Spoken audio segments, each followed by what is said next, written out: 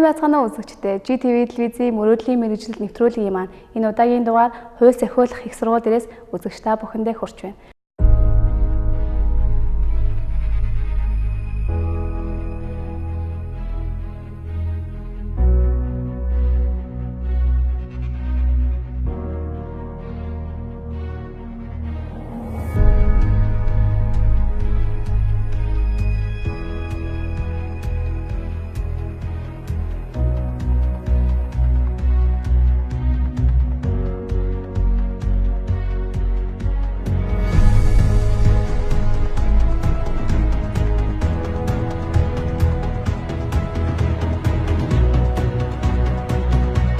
Манай энэ удаагийн дугаарын зочноор хууль сахиулах их сургуулийн цагдаагийн сургуулийн ахлах багш, цагдаагийн хошууч Сэлмэн оролцож байна. Бид энэ удаагийнхаа нэвтрүүлгээр цагдаа мэргэжлийг онцлон хүргэхээр бэлдсэн байгаа. Тэгээд та багаасаа цагдаа болохыг хүсдэг байсан уу?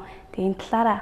Цагдаагийн мэргэжил энэ тухай багаасаа хүсдэг байсан гэж одоо эргээд яг бодоход гэж бодогддог.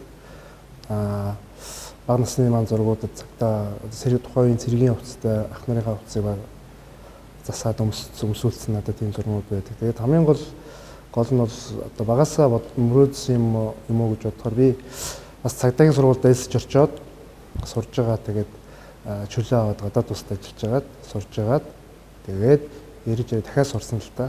Энэ сургуулиар төгсөн. Тэгээд энэ сургуулаа эргэж ирж төгсөж исэн байгаа. Дахиад сураад тэгээд аав манаас цагдаагийн албан мэргэжлийг их сайхан албан мэргэжлэгч ярьдаг гэсэн байгаад. За өөрөө бол цагдаагийн албан мэргэжлээр ажиллаагүй. Тэгэхээр аавынхаа хүсэл мөрөөдлийг сүүн биелүүлдэг гэж ярьдаг шүү дээ. Тэгээд тэр их нөлөөсөн л дөө. Тийм учраас багаасаа бас бодож ирсэн цагдаа болъё. Тухайн цагдаагийн албаагчдыг хараад анх бол хүүхэд бол хувцсанд нь их сайхан татагддаг цагдаагийн албаны. Тэгээд сураад ойлгоод цагдаа юм байд юм байна. Одоо бол хөшилж байгаа. Бас тэгэхээр цагдаагийн албаны тухай цааш ирээдүйн тухай дэлхийн чиг хандлагын тухай бол бас бид нэр их бодхон зүг болов цагдаагийн алба бол маш сайхан мэргэжил. Манай нэвтрүүлгийг өсвөр насны хүүхдүүд их хвчлэн үздэг. Тэгээд өсвөр насны хүүхдүүд маань мэргэжлээ яаж зөв сонгох ёстой талаар. За өсвөр насны хүүхдүүд ер нь хүүхдүүд өсвөр наснаас мэргэжлээ төсөөлсөн байдаг л да ихэнх нь. За би том болоод эмч болно те. Цагдаа болно. Ингээд төсөөлсөн байдаг. Зүгээр 10 дугаар 12 дугаар анги төгсөөд одоо ерөнхий боловсрол эзэмшээд энэ хүүхдүүд маань зөв одоо мэргэжил яаж сонгох вэ гэх юм бол энэ өөрийнхөө дуртай л яг өөрийнхөө дуртай мэргэжлээ сонгох нь зүйтэй байх ч гэдэг. Дургуй мэргэжил рүүгээ юм аав ээжийнхаа түлхээсээр ч юм уу хэн нэгний одоо ятгалгаар дургуй мэргэжил эзэмшээ тэндээ сураа тэрүүгээр ажиллахгүй жил хугацаа алдах тохиолдлуудаас харж ирсэн л да. Тэгэхээр хэрвээ үнэхээр цагдаагийн мэргэжилийг сонирхож байгаа бол өөрөө тэрэндээ бас бэлдээд манай сургуульд ч юм уу ингээд элсэн суралцахаар өөрөө бэлдээд орж ирээ сурах нь зүйтэй баха. Тэгвэл бас тэр хүн амжилт гаргах нь бас арай илүү бах тийм ээ. За таны бодлоор одоо хүүхдүүд сонирхол чадвартаа тааруулж мэргэжлээ сонгох хэрэгтэй гэж боддог уу? Сонирхол чадвар хоёр дээрээ тулгуурлах нь бол зөв л дөө. Хүүхдийн сонирхол бас насныхаа онцлогоос хамаарат бас өөрчлөгдөж идэг. Тэгэхээр энд нийцэг эхчүүд, сургууль мужигч нар үе үеийн тохируулаад зөвлөгөө өгөөд ярилцлага нийтдээ ярилцаад ирээдүйн тухай маш сайн ярьж байгаа нь бас зөв. Тэгээд мэргэжлүүдийн талаар бас хүүхдтэй багаас нь зөв ойлголт өгч ивэл тэр хүүхдүүд маань одоо мэргэжлээс сонгоход хамаагүй л түлхэц болно л доо. Нээлттэй байх хэрэгтэй. За 10 жилийн одоо төгсөөд одоо хууль сахиулахыг сургуулийг одоо хууль сахиулахыг сургуульд одоо суралцсан ингээд бодсон маа хүүхдүүд юу н одоо ямар ур чадвар, ямар шалгалт, ямар тийм мэдлэгийг одоо мэдж явах шаардлагатай вэ? За 12 дугаар анги төгсөөд СТ ерөнхий шалгалтыг өгдөг байгаа. За энэ СТ ерөнхий шалгалтаар манай сургуулийн босоо гоноо гэж ярьдаг тийм нэг тогтоогоо тогтсон манай сургуулийн Лео Цэковцэг гэмээр буюу одоо хууль сахиулах сургуулийн вебсайтнаас хандаад энэ талаар мэдээлэл авч болно. Яг хүүхдүүд бэлдэх ёстой зүйл бол нийгмийн тухай мэдлэг, биеийн тамир, бие бэлдар, за тэгээд гадаад хэл, математикийг бол сайн бэлтгэх шаардлагатай л да. Энэ чиглэлээр маш шалгалтаа авна. Мөн одоо өөрийнхөө сэтгэл зүй гэсэн. Би бэлдрэг гэдгсэн шүү дээ. Энэ дээр одоо ямар одоо шалгалт авд юм бол одоо мэдээс найлгах ийм хүн гүйж харайх гэсэн ийм хүн байгаа. За цэргийн албан агчийн биелүүлэх ёстой норматив хэмжээ гэж байдаг. Энийг тогтооцсон энэний дагуу манайх авч байгаа шалгалтыг. За энийг бол нормативын дагуу бэлдсэн байх шаардлагатай анхан шүү дээ. Нормативыг биелүүлж манай сургуульд бэлсэх боломжтой болж байна. Элсэн сур мэдээж өрсөлдөж байгаа хүмүүсээс бас илүү оноо авсан байх шаардлагатай тийм ээ. Танай карантин гэж бас байдаг шүү дээ тий. Энэ карантин одоо хэр хугацаанд үргэлжилдэг энэ тал дээр? За энэ зуны хугацаанд үргэлжилж байгаа. Элсэлт авснаас хойш сургууль эхлэх хүртэл хугацаанд. За манайх карантин буюу тусгай цэргийн ерөнхий мэдлэг олгох энэ сургалтыг одоо гүнжийн хоолойдох өөрсдийн сургалт авчлагын зохицолбор одоо бэлддэг. Тэнд бол одоо хүүхдүүд бол цэргийн анхны мэдлэгийг эзэмшээд тэгээд тангараг ороход ингээд хувь сахиулах сургуульд элсэн суралцах төсөл зүй болон бие биелдэг анхан шатны мэдлэг цэргийн мэдлэгээ эзэмшээд ирдэг. Цагдаа мэргэжил одоо цол ирмэг гэж байдаг шүү дээ тий. Энэ тал дээр бас тайлбар өгвөл. За цагдаагийн цолыг ерөнхийдөө багцлаад ахлагчийн бүрэлдэхүүн, за дунд офицер, ахлах офицер, цагдаагийн дээд цол гэж хуулиндаа ангилж өгсөн байдаг. Тэгээд цагдаагийн ахлагчаас дидах ахлагч буюу сургагч ахлагч хүртэл бол ахлагч бүрэлдэхүүн, тэгээд эслэгч, ахлагч эслэгч ахмад бол офицерын дунд офицерын бүрэлдэхүүн, тэгээд хушууч хурандаа бол ахлах офицер, тэгээд дэшээ цагдаагийн генерал хуулинд дээр гэж энэ бол дээд цол. Таны бодлоор одоо цагдаа хүн ард иргэдэд одоо ямар үлгэр дуурайлал үзүүлэх ёстой гэж боддог вэ? За цагдаа хүн бол хүн төрөд ер нь цагдаа болохгүй дээ. За тэгтээ цагдаагийн албаны нийтлэг үүргийг хүн болгон бас хэрэгжүүлэх боломжтой. Өнөөгийн нийгэмд бол за сошиал медиа, олон нийтийн хэрэгсэл бол маш хүчтэй үед бол хүн болгон биеэ зүй авч явах, хуулиа дэглэх. Энэ нь бол нийтэд тэр цагдаагийн нийтлэг үүргийг хэрэгжүүлэхэд тусалж байгаа. Тэгэхээр цагдаа өөрөө бол олон нийтийн аюулгүй байдлыг хангах чиг үндсэн чиг үүрэгтэй гэмт хэрэгтэд тэмцэх ёстой байгаа. Тэгэхээр энэ чиг үүргийг хэрэгжүүлнэ. Энийг хэрэгжүүлэх нь бол олон нийтийн нүдэн дээр хийгдэж байгаа ажил бий тийм ээ. Хуулиараа бас нус талбараар хийж байгаа ажил бий. Тэгэхээр олон нийтийн нүдэн дээр хийгдэж байгаа ажлыг бол олон нийт зөв ойлгуулах нь бол цагдаагийн байгууллагын олон нийтийн одоо албаны үүрэгтэй. Тэгэхээр цагдаа өөрөө олон нийтийн дунд ажиллаж байгаа учраас нэгдүгээрт бол одоо хуулийн мэдлэг нь өргөн байх ёстой.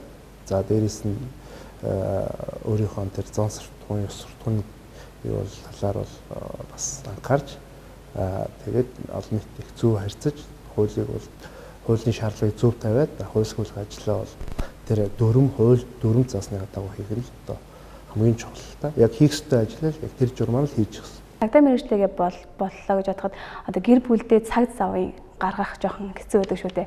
Баяр ёслолоор гэртээ байж чадахгүй ажилтай байж таардаг энэ тал дээр. Тэгэхээр энэ тал дээр бол манайд ч бас төрөл мэргэжлийн хичээлүүд орж байгаа л да. Цагдаагийн сэтгэл зүй.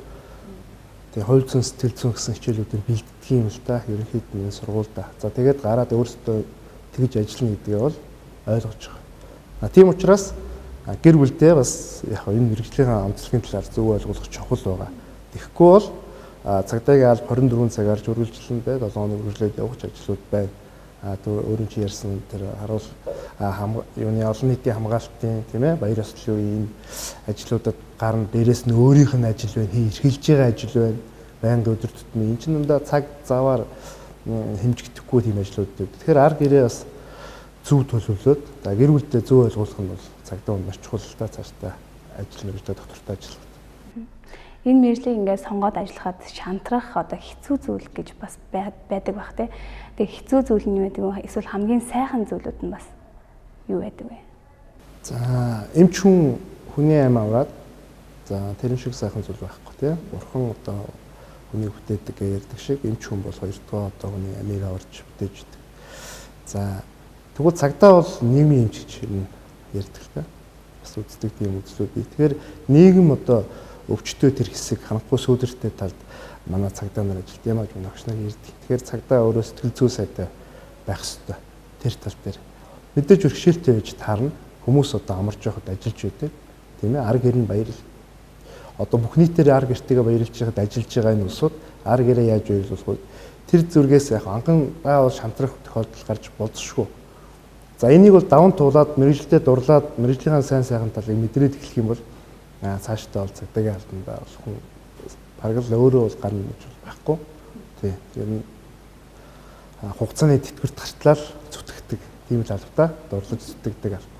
Би өөрөө мөрдөн байцаагчаар ажиллаж байсан. Төгсөөд хөдөө орон нутагт тэгээд хотод төвийн дүүрэгтээс мөрдөн байцаагчаар ажиллаж байгаад тэгээд хууль сахилгын их сургуульд багшилж байна. За багш болоод бас ажилласан зүйл бол энэ төгсөөд 12 дугаар ангид төгсөөд орж иж байгаа суралцагчид маань манай сургуульд орж ирээд тодорхой хэмжээний төлөвшөлтөй бол төгсдөг. За энэ ямар төлөвшөл байдаг вэ гэхээр төсвөр төвчээр нэгдүгээрт, хоёрдугаарт хүний үг сонсож сурна. Гуравдугаар ер нь бол хамгийн чухал нь бол хүнийг хүндлэх, мэдлэх ёсонд бол маш сайн суралцдаг. Гол нь бас хуульч хүн байх хэрэгтэй, хамгийн гол нь хүнээрээ байх хэрэгтэй тэр төлөвшлийг бол авдаг. Хүн байх хэрэгтэй. Хуульч хүн бол хамгийн түрүүнд хүн байж хэрэгтэй. Тэр төлөвшлүүдийг бол хамгийн түрүүнд эзэмшдэг гэж боддог. За тэгээд гараад тэгээд зөв хүн болоод гарсан тохиолдолд бол мэдээж мэрэгжил өөрөө тэр хүний хөтлөөд аваа явна. Цаашдаа алдаа гарах юм ирэхгүй байхгүй шүү дээ. Байхгүй тийм ээ цагдаагийн албаа гэж. За сургуульд манай сургуульд хууль сахилгын их сургуульд ялангуяа цагдаагийн сургуульд цагдаагийн албаа гэж хууль сахиулагч болохоор зорин одоо элсэн орж ирсэн хүүхдүүд маань за нэгдүгээр курстэй бас жоохон зарим нэг хүүхдүүд шантрах тохиолдол байдаг. За энэ юутай холбоотой вэ гэхээр мэрэгжлийн хамтлаар анхнаасаа буруу төсөөлттэй байдаг. За дээрэс нь хувцас хэрэглэлтэй энэ зүйл өөр зүйл яг мэрэгжлийн тэр гүн рүү ойлголтгүйгээр нааша хөнгөн хийсвэрээр ингээд сонирхоод орж ирсэн. Иймэрхүү сонирхлууд нь бол эхний үед бол яг тэр хүүхдийг шантрахад одоо түлхэц болдог. Гэхдээ энэ бол удаан үргэлжилдэг. Манай сургуулийн багш боловсруучнууд маань тэр хүүхдүүд дээр маань одоо тэр хүүхдүүдтэйгээ ажиллаад тэр хүүхдүүд ямар болохгүй тал байна, бүх сэтгэл зүйтэй нь харьцаад нээгээд ямар хичээл сургалт энэ хүнд ямар одоо хичээл төлхөө байвал зүгээр байна гэдэг талаас нь хандаад ингээд тэр хүүхд маань ерөнхийдөө 6 сарын дотор зөвшөөрдөг. За цагдаагийн албан хаагчийн хамгийн гол зүйл бол одоо эзэмших ёстой зүйл бол хүний сэтгэл зүйтэй харьцаж сурах гэж бишээ би хувьдаа боддог. Бас манай олон ч багш нар тэгж надад зааж байсан. Одоо ч бас багш нараас хүүхдүүдээ бас тэгж зааж байгаа. Сэтгэл зүй бол хүн гэдэг чинь өөрөө нэг сэтгэлийн амьтан тий.